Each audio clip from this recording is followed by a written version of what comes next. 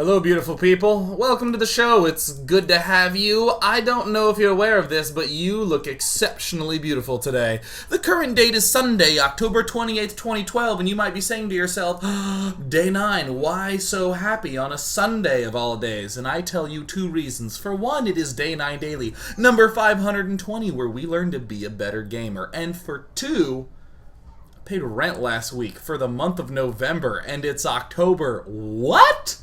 I did what? I heard about rent and I was like, what? What? Paid rent, I'm on top of the game, and in case none of you saw my door, I left the rent check in Asher's room, because he's the house, he's the king of the house, and I said, I deserve a medal. And he actually, can I remove this from my door without destroying my room? Yeah. Look at what he left on my door. The Medal of Good Rentsmanship. Yes! Or let me put that back on the door so that way every time he looks at my room he remembers that I have a medal, man. Believe me, that's harder to earn than a Purple Heart. Wow. Whew. The self-control that took. Gross. In today's daily, we're going to be exploring a fairly unusual Terran vs. Protoss. In StarCraft 2, I would say that most things in the game... My chair is descending. There we go. In StarCraft 2, generally, there's not... God, I'm going to say this, and I don't agree with the wording of this at all, but I'm still going to say it. There's not as much that you can do within a game to control your fate. It's more about what you brought to the game. In other words, the build order that you elected to do, very rarely in StarCraft 2 can you say something like, alright, he made a bunch of Zerglings and I only have Immortals. All I gotta do is control my Immortals well and I'll kill off those Zerglings. That doesn't really happen. More so in StarCraft 2 it is like, well, I lost, next time I'll have some Zealots in addition to those Immortals. Again, it's the idea that you brought to the game that is most significant. It's a lot like some sort of cooking competition where it's about the recipes that you brought there. And sure, you can do some stuff along the way, but again, that's a core concept, which is why I love this game that we're about to take a look at today. It is a game between ROOToD and EmpireBratOK, where it's going to be an absolutely psychotic, crazy freaking game that actually it just goes all over the place, and we're going to get the opportunity to explore not the concept of the recipe of your game, what you want to bring to the game, but we'll actually get the chance to think about some in-game decision making. Now that I've gotten through all that, your in-game decisions do make a hell of a lot of difference, right? But I still wanted to get the idea of the build order across.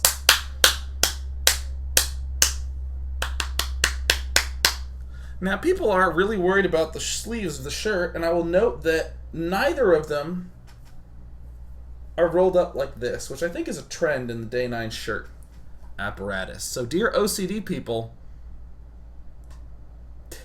take that. Yeah. I wanted to note that tomorrow and on Wednesday I'm going to be playing scary games. So I wanted to talk about that. I played Slender on Wednesday, which was terra-frickin-flying. On Monday, I'm going to be playing Amnesia's Justine, the expansion to the original Amnesia. And I just wanted to note that many have told me that Amnesia Justine is quite short, and to have another game prepared for Wednesday. So there's actually forums here on day9.tv. All you got to do is, oops, I don't have it stretched out enough. If you click on forums, believe it or not, it will take you to forums. Look at me being all fancy, having videos and forums and blogs and a manifesto and whatnot. Yeah. See the secret forum? Pretend you didn't see it. Normally, when you're trying to hide a secret, you make not a big deal about it. And I won't do that. We have only seen this public forum. Cool. Yeah. But other games, there's been some discussion about various other things. I think somewhere down here someone suggested, yeah, SCP Containment Breach. So, does anyone recommend this game? It looks like Kevin Anderson does. This is the only one that I've actually looked at, and this is actually a beautiful post. Oh my god. Saucy. Oh, Saucy would do a good job. I don't care. Alright. This is unrelated to the daily. Go, Saucy. This post is both beautiful and compelling evidence for perhaps why I should play this game. Now, in terms of typos, looks clean, looks typo-free to me. Good. Great. Cool. So I strongly encourage you to go there and let me know if there's something else I could play. And of course, being that it is a forum, if you want to talk to other people, I permit you to do that, but as a selfish bastard, I would love it if you would help me with a game that you would love to yell at me about.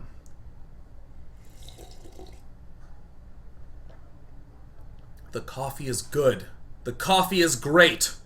And it's time to talk about StarCraft 2. MLG Dallas coming up this weekend. Please come to Dallas. And if you mess up, don't worry. Lone Star Clash is the following weekend. I'll be there as well as at other things to the end of the year. So I'm going to be doing a lot of traveling, a little bit light on the content in November.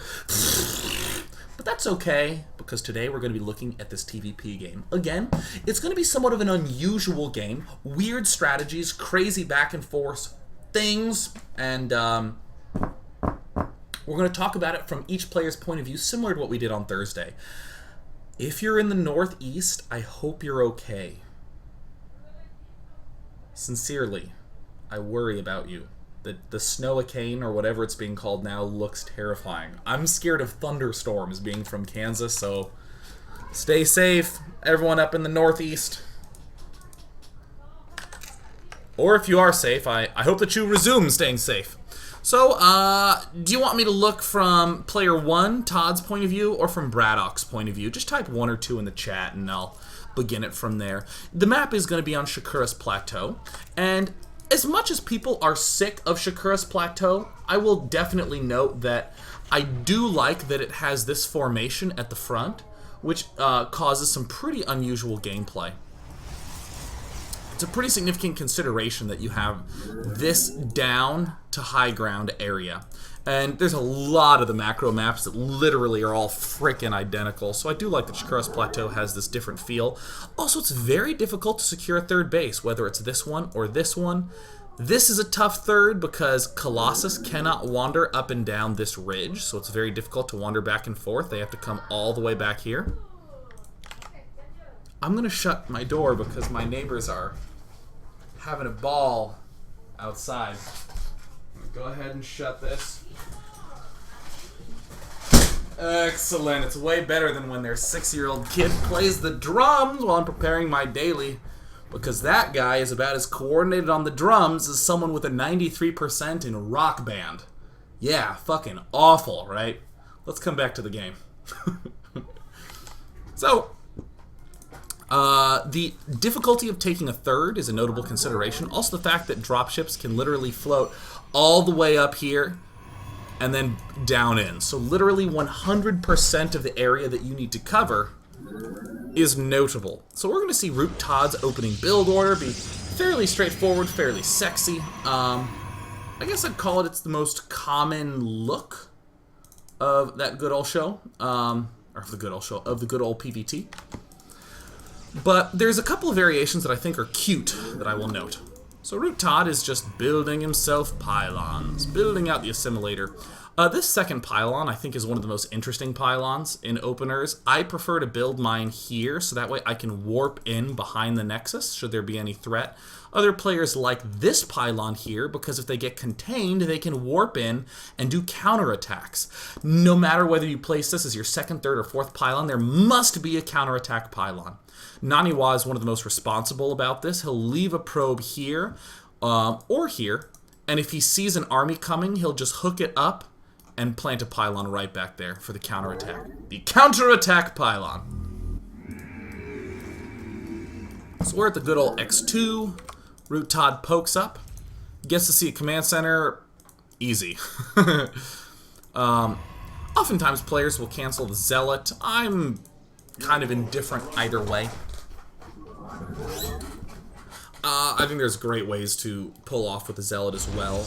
I will say I am a fan of chrono boosting out this first Stalker. Some people like to get out the Sentry and use the Tickle Beam, but I do not like the Tickle Beam. I like the double badass beast man cannon of the frickin' Stalker. But you know what?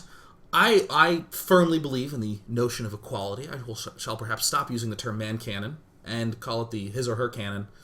That actually sounds like matching bath towels. I don't know, damn it. Listen, if you're a girl in gaming, then fuck yeah, go you. Can I just say that? Can I just say that like that? I don't know how to be catchy and say that, so I'll just be blunt with it. Woo!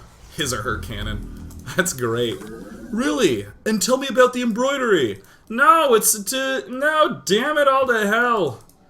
Ah, God. Alright, so cool. Clearing things out. I think that there's nothing extraordinary about cutting units beyond this point and building the Nexus at earliest convenience, followed by the Sentry. Now, the thing that I did want to note in terms of differences, with the not grabbing of the second unit, with the transitioning straight into... I want to try again. All those words did not formulate together to form what grammatists call a sentence. Let me try again.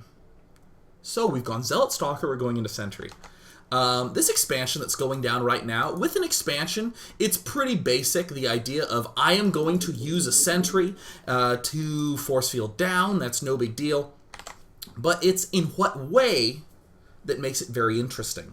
The most traditional way is to get around 3 sentries and then to chill.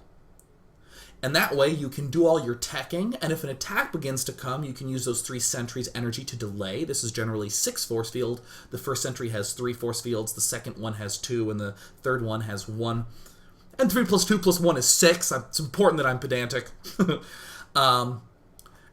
And then you can use the warp-in cycles to sort of back defend. However, I do like, personally, going Stalker, Stalker, 1 Sentry, and then using these 2 Stalkers to delay a lot, and then I can get an earlier Robotics Facility and an earlier Colossus. I like that a lot, a lot, a lot, a lot, a lot, a lot.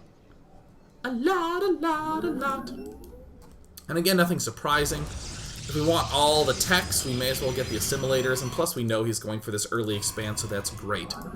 Now, one thing that I will note is there were these 3 things that talked about quite a bit on Thursday's Daily, which was, let's see, consistency of play. Is everything I'm doing working together? So, for instance, going for a 4-gate, and then getting a forge and building cannons, no consistency. The 4-gate is an aggressive play, the forge cannon is a defensive play. But talking about more subtle consistency, the second one is map control, having good map awareness and locking down his movement. And the third one is reading our opponent. We're going to be talking a lot about those throughout. And I will note, for instance, that if we went Stalker, Stalker, and then 1 Sentry, that would be very consistent with wanting to transition into Blink. Whereas if we went for a lot of Sentries, it would be much more consistent going for a Robotics Facility and going for Colossus, because Sentries work really, really well with Colossus. So Todd does this very clever thing where he uses both of these units to do a little bit of a push, see if perchance there's no bunker there. Almost always there will be one, no big deal. But the Zealot allows him to clear the space, and then he can begin controlling these watchtowers and be on the patrol. Yeah. So he goes Gateway, then Robo. This is a little bit thin on the defense, going for all these thingies, and then for a Robo. But very interesting fact, there's the 635 or 705 push of all Marines. That's entirely possible. That's the earliest threat you're going to be up against. I genuinely do like having an earlier Robotics Facility versus that, because Immortals are amazingly good against Marines in the early game, in small numbers. Like, they just have so many hit points. And we already have 1 force field, almost 2. We can use Warp Gate to get in our second one.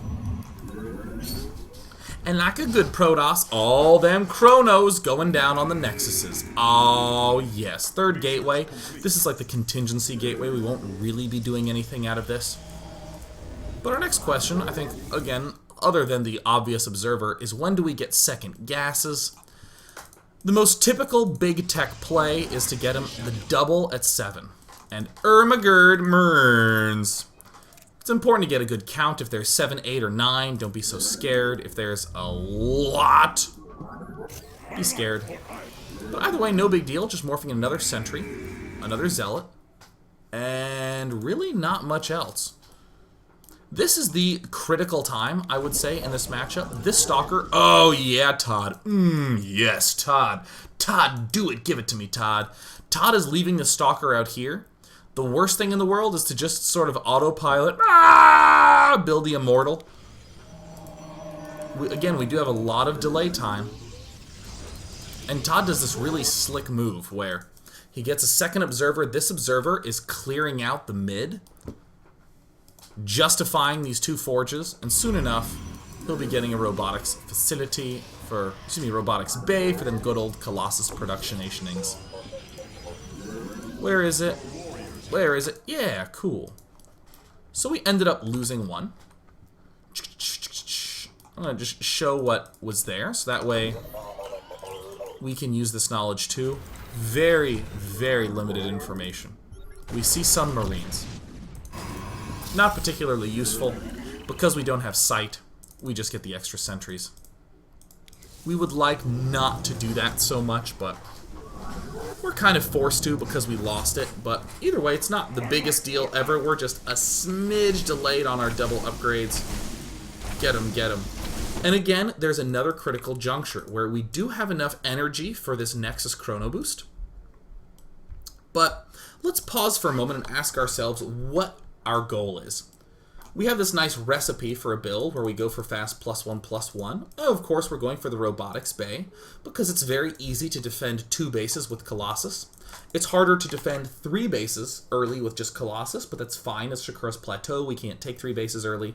So far everything looks pretty consistent. What do we know about our opponent? Well, for one, let me just note we've completely abandoned map control, so we don't have a good sense of what he's doing. He could be going for some kind of Marine Marauder medevac push. He could be going for big barracks, like 5 racks Marine Marauder into a fast 3rd base. Really uncommon, but Shakur's Plateau is the map where I would say it's more common on than the other ones. Let's get creative. He could be going for a fairly quick Banshee after an expand. That was a very common build. We've seen only Marines.